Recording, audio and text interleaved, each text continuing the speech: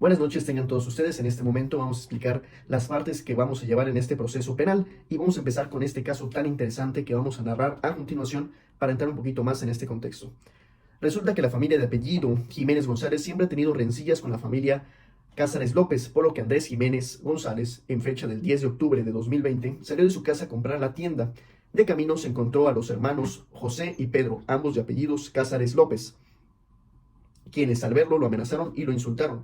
Entonces Andrés Jiménez optó por regresar a su casa, pero los hermanos José y Pedro Cázares López lo siguieron hasta ahí y comenzaron a lanzarle piedras a él y a su casa. En ese momento, el papá de Andrés, de nombre Armando Jiménez, con una escopeta, disparó al aire varias veces y en otras direcciones hacia donde se encontraban los hermanos José y Pedro Cázares López. Salió mucha gente a la calle, entre ellos los amigos de José y Pedro, dos de ellos de nombre Miguel Hernández y Pastor Pérez.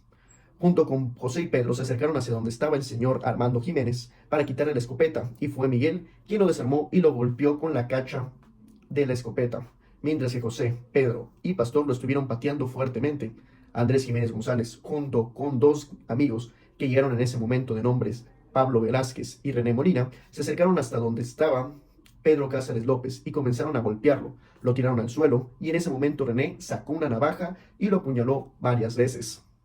Como resultado, Pedro Cázares López falleció en el lugar de los hechos. Minutos después, cuando llegó la policía, todos los que estaban en el lugar se retiraron y solo detuvieron a Pablo Vázquez por el fallecimiento de Pedro Cázares López.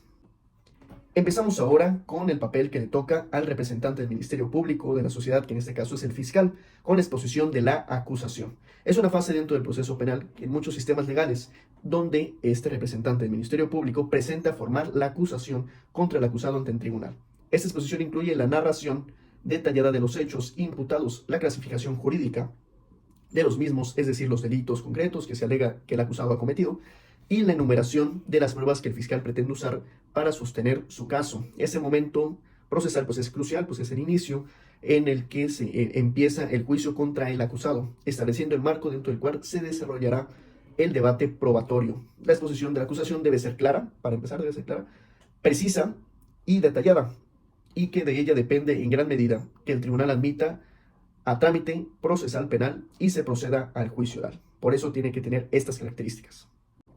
En esta exposición, también el fiscal también puede señalar pruebas que pretende presentar, incluyendo testimonios, pruebas documentales, materiales, periciales, entre otras pruebas, para probar los hechos, para probar que el imputado ha cometido, hay sospecha de delito y que efectivamente pues él ha cometido un delito. De esta manera, la defensa puede conocer precisamente cuáles son los hechos y cuáles son los cargos que se le están imputando a la persona imputada.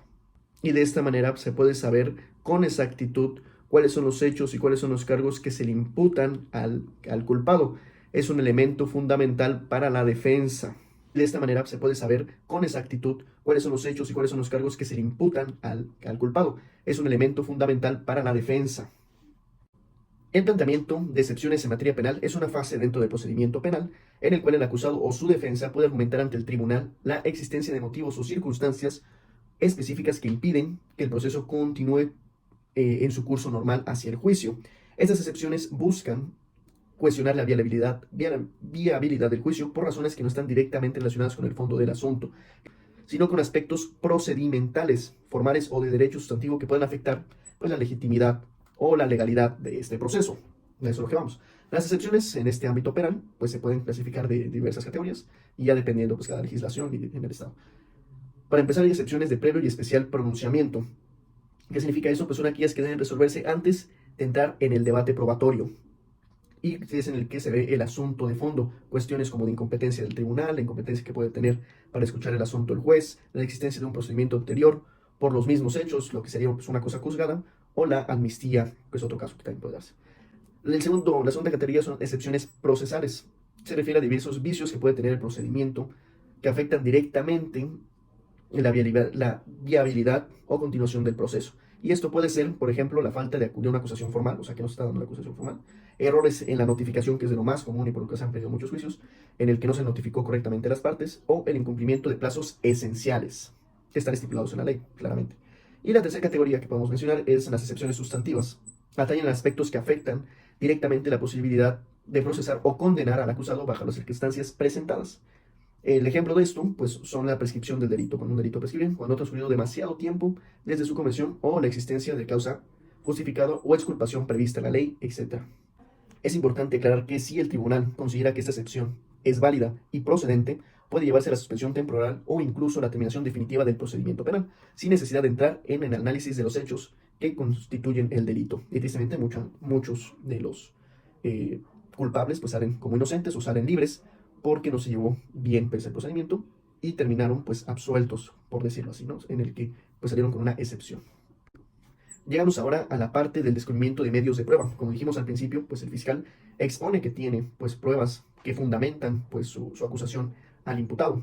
Entonces, en este momento, ambas partes pues comparten los documentos, la información y evidencias que poseen y que serán utilizadas durante el juicio para demostrar pues la culpabilidad o la inocencia del imputado. Este proceso pues está diseñado para garantizar la transparencia, equidad y un derecho a un juicio justo, permitiendo que ambas partes conozcan de antemano las pruebas en contra y a favor y se estén preparadas adecuadamente pues, para llevar a cabo el juicio.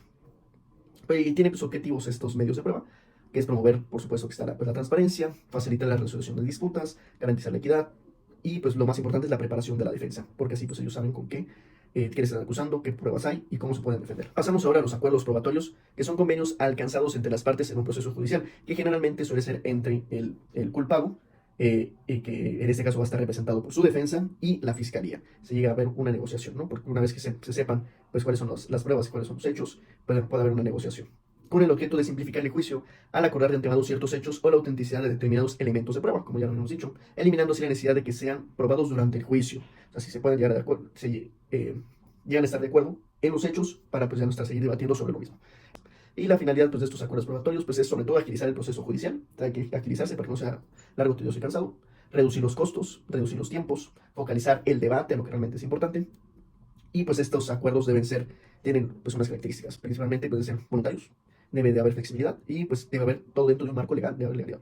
Y en materia penal, pues el acuerdo sobre la autenticidad de grabaciones puede ser autenticidad de algunas fotos, de algunos testimonios, de algunas transacciones financieras incluso, o sobre algunas firmas de contrato, etcétera. Hay muchísimas formas en el que en materia penal pues pueden llegar a estar de acuerdo en estos medios probatorios. Una vez hecho esto, y siguiendo en este mismo caso, pues se puede llegar a la solicitud de la reparación del daño y pues también, pues ya que se haga la cuantificación, ¿no? De cuánto se va a reparar el daño. La solicitud de reparación del daño y su cuantía, pues es un mecanismo legal mediante el cual la víctima de un delito o un perjuicio en el contexto penal, como estamos hablando, se pide formalmente a la autoridad competente la solicitud para pues hacer una retribución económica, que generalmente así es, por los perjuicios sufridos o que se han causado. Esta solicitud forma parte del derecho de la víctima a obtener una restitución o compensación por los daños físicos, materiales, morales o psicológicos que es experimentado como consecuencia de la acción u omisión que generó el daño. Y en esta manera, con este asesinato que narramos en los hechos del señor Andrés Jiménez, pues lo que se puede hacer es que haya una compensación económica para cubrir pues, los gastos funerarios, los gastos de la familia, incluso la rehabilitación por el trauma, porque puede haber causado, reparación de los daños materiales que puede haber habido, o cualquier otra de las cosas, pues se hace una retribución, compensación económica. Resarcimiento por daño moral. En algunos sistemas jurídicos, las víctimas también pueden ser compensadas por el sufrimiento emocional y psicológico causados por el delito, que también, pues al final de cuentas, sigue siendo dinero. Y la restitución, que también es la devolución de bienes robados o la restauración del estado del hecho anterior del delito. De todas formas, pues cuando es un asesinato, pues lo mejor sería la compensación económica o un resarcimiento por el daño moral, que pues al final termina siendo dinero. ¿Y qué es la exclusión de pruebas? Llegamos a este momento, pues la exclusión de pruebas es un mecanismo legal mediante el cual se impide que cierta evidencia sea presentada o considerada por el juzgado o en el marco del procedimiento judicial, o sea que estas pruebas no se van a ver. Este procedimiento se basa en la premisa de que algunas pruebas han sido obtenidas o presentadas fuera del marco de la legalidad o de manera que violan los principios legales fundamentales, que se violaron los derechos humanos, que se violaron normas procesales o derechos constitucionales incluso, y por lo tanto no deben influir en el veredicto o la decisión final del caso. Aquí es cuando se da esta exclusión de pruebas. Y pueden haber varias razones, puede ser, como ya dijimos, la violación de derechos constitucionales, de las reglas del procedimiento penal, o también puede haber irrelevancia o impertinencia de estas pruebas, incumplimiento de la cadena de custodia. ¿Qué significa esto? Pues pruebas que no han sido adecuadamente preservadas, o sea, que pueden haber estado viciadas y por eso hay que excluirlas. Y la consecuencia, pues, es que ya no están parte del desarrollo, ya no están dentro del juicio, y dependiendo de la importancia de esta evidencia excluida, el caso de la acusación o de la defensa puede verse seriamente debilitado. Y generalmente, para que una prueba sea excluida, una de las partes debe presentar una moción o petición argumentando por qué la evidencia en cuestión debe ser considerada inadmisible. es a través de un escrito. Los alegatos de clausura no son otra cosa que la presentación de los argumentos finales de todo lo que se ha evidenciado, todo lo que se ha mostrado durante este procedimiento penal. Es ahí en donde pues, se prueba también la oralidad que tienen tanto la fiscalía como la defensa para argumentar, para resumir y para dar una síntesis de lo que se ha evidenciado. Es un ejercicio que también incluye mucho oratoria. Esto que acabamos de escuchar sería el procedimiento que llevaría pues nuestro querido amigo Pablo Vázquez por el fallecimiento de Pedro Cázares López en este supuesto delito de homicidio. Nos vemos hasta la próxima.